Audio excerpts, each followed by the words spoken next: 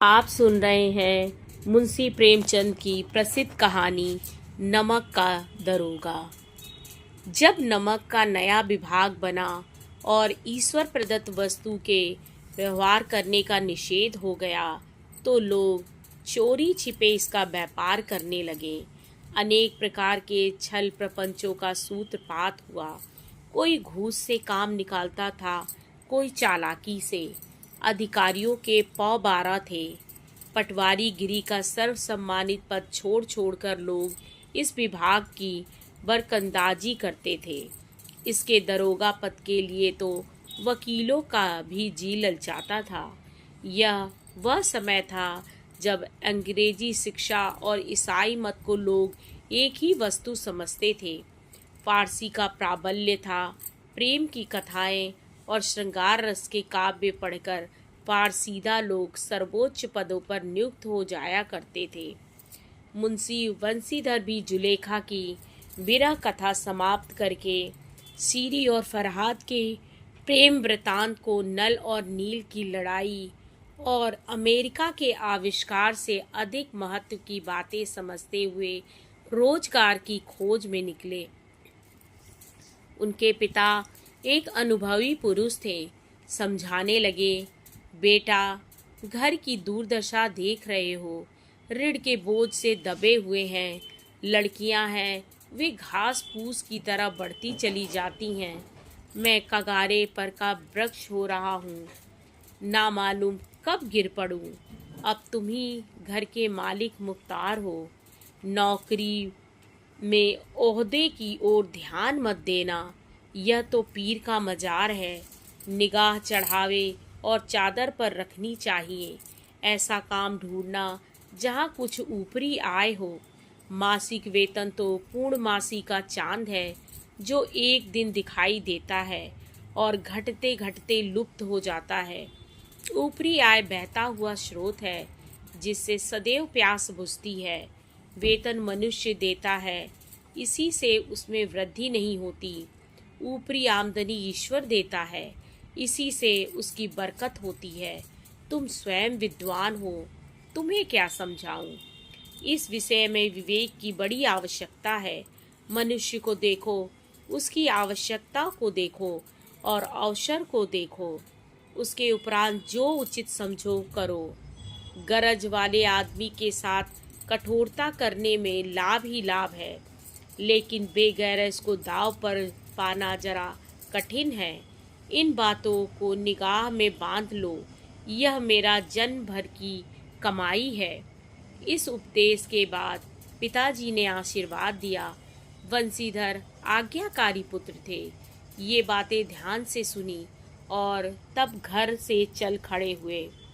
इस विस्तृत संसार में उनके लिए धैर्य अपना मित्र, बुद्धि अपनी पथ प्रदर्शक और आत्मावलंबन ही अपना सहायक था। लेकिन अच्छे शकुन से चले थे। जाते ही जाते नमक विभाग के दरोगा पद पर प्रतिष्ठित हो गए। वेतन अच्छा और ऊपरी आय का तो ठिकाना ही न था। वृद्ध मुंशी जी को सुख संवाद मिला तो फूले ना समाए। महाजन कुछ नरम पड़े। कलवार की आशा लता लहलाई। पड़ोसियों के हृदय में सूल उठने लगे। जाड़े के दिन थे और रात का समय। नमक के सिपाही चौकीदार नशे में मस्त थे। मुंशी बंसीधर को यहाँ आए अभी 6 महीनों से अधिक ना हुए थे, लेकिन इस थोड़े समय में ही उन्होंने अपनी कार्यकुशलता और उत्तम आचार से अफसरों को मोहित कर लिया था। अफसर लोग उन पर बहुत विश्वास करने लगे। नमक के दफ्तर में 1 मील पूर्व की ओर जमुना बहती थी। उस पर नावों का एक पुल बना हुआ था। दरोगा जी किवाड़ बंद किए मीठी नींद सो रहे थे।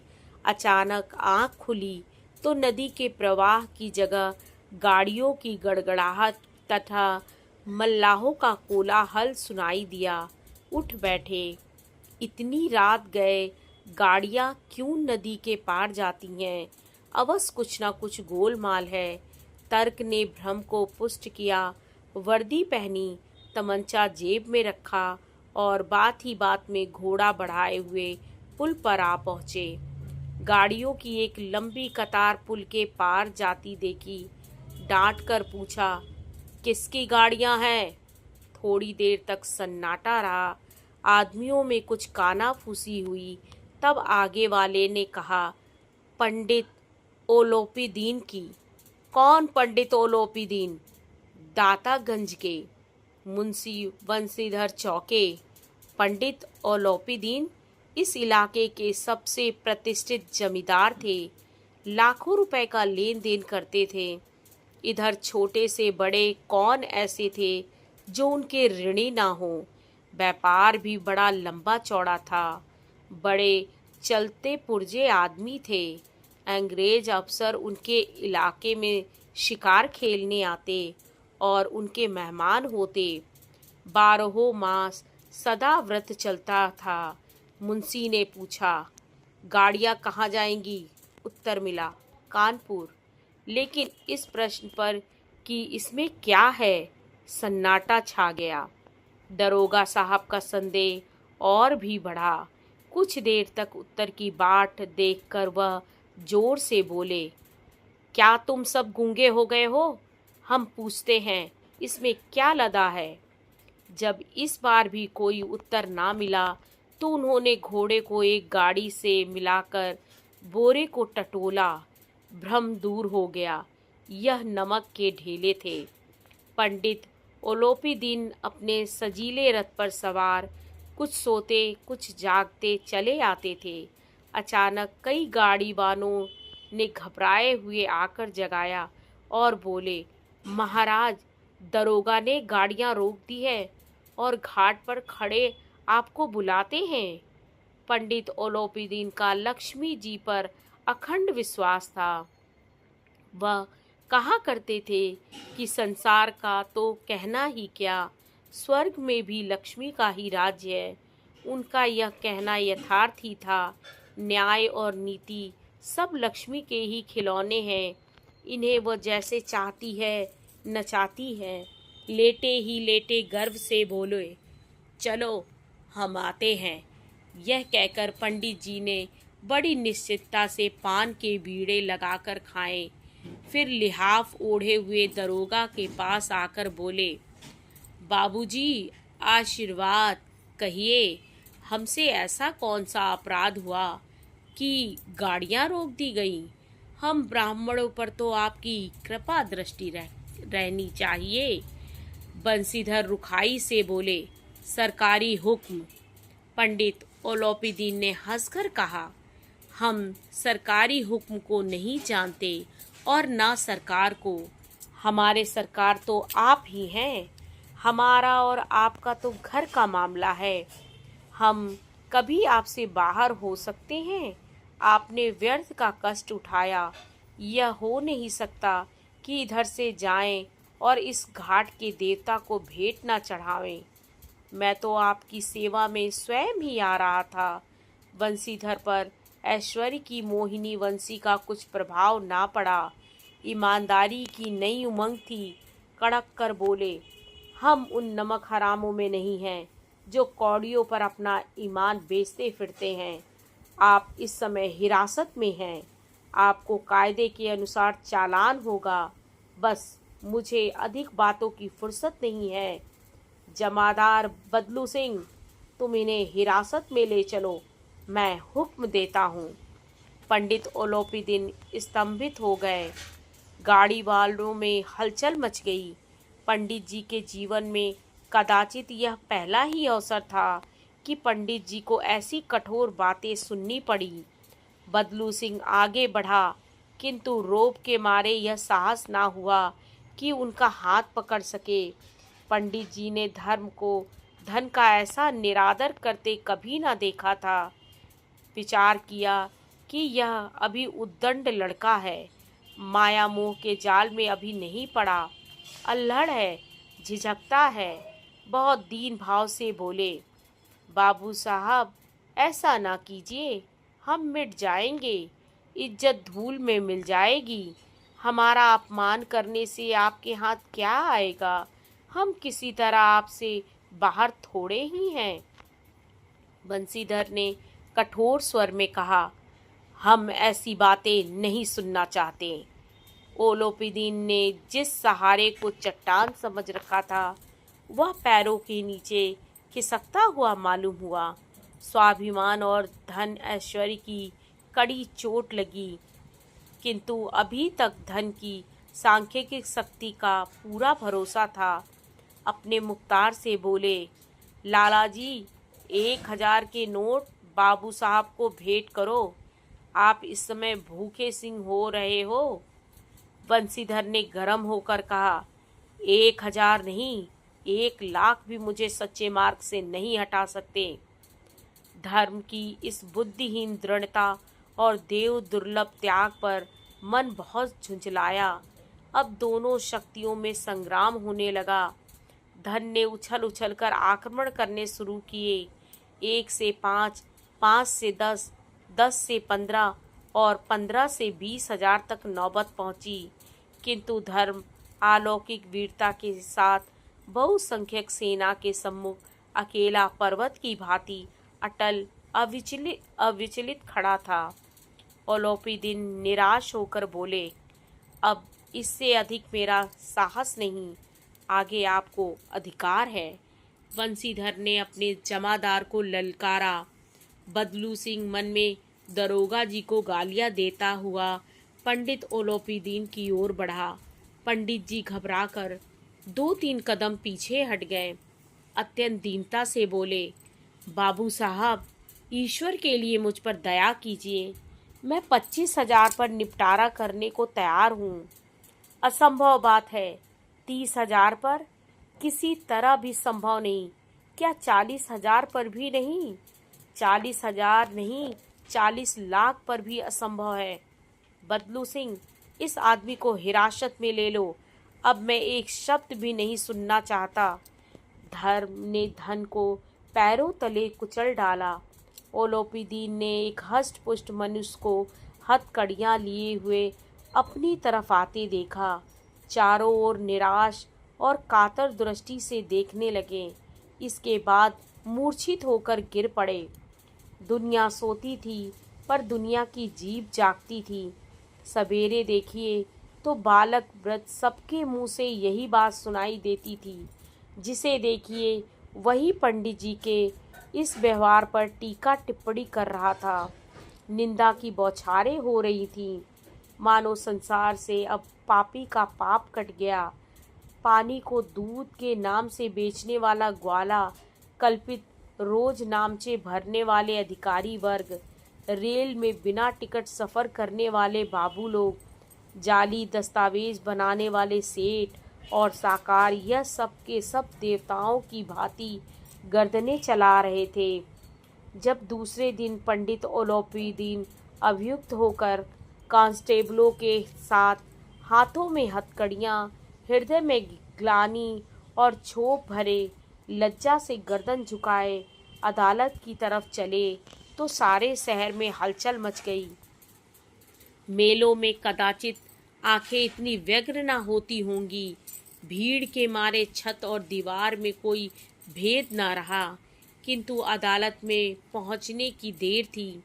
पंडित ओलोपीदीन इस अगाध वन के सिंह थे। अधिकारी वर्ग उनके भक्त, अमले उनके सेवक, वकील मुख्तार उनके आज्ञा पालक और अलदली, चपरासी तथा चौकीदार तो उनके बिना मोल के गुलाम थे। उन्हें देखते ही लोग चारों तरफ से दौड़े। सभी लोग विस्मित हो रहे थे, इसलिए नहीं कि ओलोपीदीन ने यह कर्म किया, बल्कि इसलिए कि वह कानून के पंजे में कैसे आए। ऐसा मनुष्य जिसके पास असाध्य साधन करने वाला धन और अनन्य वाचालता हो, वह क्यों कानून के पंजे में आए। प्रत्येक मनुष्य उनसे सहानुभूति प्रकट करता था। बड़ी तत्परता से इस आक्रमण को रोकने के निमित्त वकीलों की एक सेना तैयार की गई। न्याय के मैदान में धर्म और धन में युद्ध ठन गया। बंसीधर चुपचाप खड़े थे। उनके पास सत्य के सिवा ना कोई बल था, ना स्पष्ट भाषण के अतिरिक्त कोई शस्त्र। गवाह थे किंतु लोभ से डामाडोल। यहाँ तक कि मुंशी जी को न्याय भी अपनी ओर कुछ खिंचा हुआ दिख पड़ता था। वह न्याय का दरबार था, परंतु उसके कर्मचारियों पर पक्षपात का नशा छाया हुआ था। किंतु पक्षपात और न्याय का क्या मेल? जहाँ पक्षपात हो वहाँ न्याय की कल्पना नहीं की जा सकती। मुकदमा शीघ्र ही समाप्त हो गया। डिप्टी मजिस्ट्रेट ने अपनी तजवीज़ में लिखा, पंडित ओलोपीदीन के विरुद्ध दिए गए प्रमाण निर्मूल और भ्रमात्मक हैं। वह एक बड़े भारी आदमी हैं। यह बात कल्पना के बाहर है कि उन्होंने थोड़े लाभ के लिए ऐसा दुस्साहस किया हो। यद्यपि नमक के दरोगा मुंशी बंसीधर का अधिक दोष नहीं है, लेकिन यह बड़े खेद की बात है कि उसकी उद्दंडता और विचारहीनता के कारण एक भले मानुष को कष्ट झेलना पड़ा। हम प्रसन्न हैं कि वह अपने काम में सजग और सचेत रहता है, किंतु नमक के मुकदमे की बढ़ी हुई नमक से हलाली ने उसके विवेक और बुद्धि को भ्रष्ट कर दिया। भविष्य में उसे होशियार रहना चाहिए। वकीलों ने यह फैसला सुना और उछल पड़े। पंडित ओलोपीदीन मुस्कुराते हुए बाहर निकले। स्वजन बांधवों ने रुपए की लूट की। उदारता का सागर उमड़ पड़ा। उसकी लहरों ने अदालत की नींव तक हिला दी। जब बंसीधर बाहर निकले तो चारों ओर उनके ऊपर व्यंग बाणों की वर्षा होने लगी।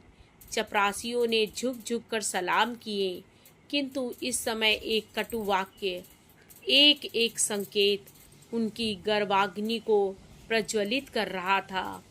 कदाचित इस मुकदमे में सफल होकर वह इस तरह अकड़ते हुए ना चलते।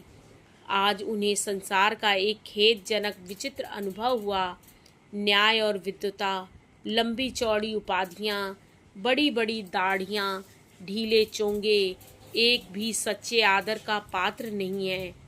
बंसीधर ने धन से वैर मोल लिया था। उसका मूल्य चुकाना अनिवार्य था। कठिनता से 1 सप्ताह बीता होगा कि मुअत्तली का परवाना आ पहुंचा। कार्य परायणता का दंड मिला। बेचारे भग्न हृदय शोक और खेद से व्यथित घर को चले। बूढ़े मुंशी जी तो पहले ही से कुड़बुड़ा रहे थे कि चलते चलते इस लड़के को समझाया था, लेकिन इसने एक ना सुनी। सब मनमानी करता है। हम तो कलवार और कसाई के तगादे सहे, बुढ़ापे में भगत बनकर बैठे और वहाँ बस वही सूखी तनख्वाह। हमने भी तो नौकरी की है और कोई ओहदेदार नहीं थे, लेकिन काम किया, दिल खोल कर किया और आप ईमानदार बनने चले हैं। घर में चाहे अंधेरा हो, मस्जिद में अवश्य दिया जलाएंगे। खेद ऐसी समझ पर पढ़ना लिखना सब अकारत गया। इसके थोड़े ही दिनों बाद जब मुंशी बंसीधर इस दुरावस्था में घर पहुँचे और बूढ़े पिताजी ने समाचार सुना तो सिर पीट लिया। बोले, जी चाहता है कि तुम्हारा और अपना सिर फोड़ लूं। बहुत देर तक पछता पछता कर हाथ मलते रहे।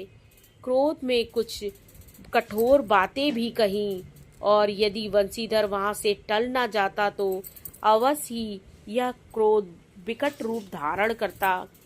वृद्ध माता को भी दुख हुआ। जगन्नाथ और रामेश्वर यात्रा की कामनाएं मिट्टी में मिल गईं। पत्नी ने कई दिनों तक सीधे मुंह बात तक नहीं की। इसी प्रकार 1 सप्ताह बीत गया। संध्या का समय था। बूढ़े मुंशी जी बैठे बैठे राम नाम की माला जप रहे थे। इसी समय उनके द्वार पर सजा हुआ रथ आकर रुका। हरे और गुलाबी पर्दे, पछिए बैलों की जोड़ी, उनकी गर्दन में नीले धागे, सींग पीतल से जड़े हुए, कई नौकर लाठियां कंधों पर रखे साथ थे। मुंशी जी अगवानी को दौड़े। देखा तो पंडित ओलोपीदीन हैं। झुककर दंडवत की और लल्लो चप्पो की बातें करने लगे। हमारा भाग्य उदय हुआ जो आपके चरण इस द्वार पर आए। आप हमारे पूज्य देवता हैं, आपको कौन सा मुंह दिखावे। मुंह में तो कालिक लगी हुई है, किंतु क्या करे, लड़का अभागा कपूत है, नहीं तो आपसे क्या मुंह छिपाना पड़ता। ईश्वर निसंतान चाहे रखे, पर ऐसी संतान ना दे। ओलोपीदीन ने कहा, नहीं भाई साहब, ऐसा ना कहिए। मुंशी जी ने चकित होकर कहा, ऐसी संतान को और क्या कहूँ। ओलोपीदीन ने वात्सल्यपूर्ण स्वर में कहा, कुल दीपक और पुरखों की कीर्ति उज्जवल करने वाले संसार में ऐसे कितने धर्मपरायण मनुष्य हैं जो धर्म पर अपना सब कुछ अर्पण कर सके। पंडित ओलोपीदीन ने बंसीधर से कहा, दरोगा जी, इसे खुशामत ना समझिए। खुशामत करने के लिए मुझे इतना कष्ट उठाने की ज़रूरत ना थी। उस रात को आपने अपने अधिकार बल से अपनी हिरासत में लिया था, किंतु आज मैं स्वेच्छा से आपकी हिरासत में आया हूँ। मैंने हजारों रईस और अमीर देखे हैं, हजारों उच्च पदाधिकारियों में से काम पड़ा, किंतु परास्त किया तो आपने। मैंने सबको अपना और अपने धन का गुलाम बनाकर छोड़ दिया। मुझे आज्ञा दीजिए कि आपसे कुछ विनय करूं। बंसीधर ने ओलोपीदीन को आते देखा तो उठकर सत्कार किया, किंतु स्वाभिमान सहित समझ गए कि यह महाशय मुझे लज्जित करने और जलाने आए हैं। क्षमा प्रार्थना की चेष्टा नहीं की, वरन उन्हें अपने पिता की यह ठकुर सुहाती की बात असहज सी प्रतीत हुई। पर पंडित जी की बातें सुनी तो मन की मैल मिट गई। पंडित जी की ओर उड़ती हुई दृष्टि से देखा, सद्भाव झलक रहा था। गर्भ ने अब लज्जा के सामने सिर झुका दिया। शर्माते हुए बोले, यह आपकी उदारता है जो ऐसा कहते हैं। मुझसे जो कुछ अविनय हुई है उसे क्षमा कीजिए। मैं धर्म की बेड़ी में जकड़ा हुआ था, नहीं तो वैसे मैं आपका दास हूँ। जो आज्ञा होगी वह मेरे सिर माथे पर।